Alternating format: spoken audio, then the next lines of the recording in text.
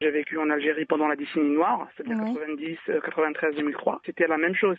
Moi, quand j'avais 11 ans, 12 ans, surtout dans les soirées de Ramadan, où les gens partaient prier pour la prière du soir et ils revenaient plus, quoi. Ils revenaient déchiquetés. Ils partaient se déchiqueter dans les mosquées. Et ce qui s'est passé à peu près, c'est la même chose. Et personnellement, ce qui se passe là en France depuis quelques temps, ça me fait peur. Moi, je suis arrivé en France effectivement depuis 2011. Depuis 2011, je vois bien qu'il y a une sonnette d'alarme à tirer. Premièrement, le problème pour le traiter, c'est pas en voyant des rafales survoler la Syrie.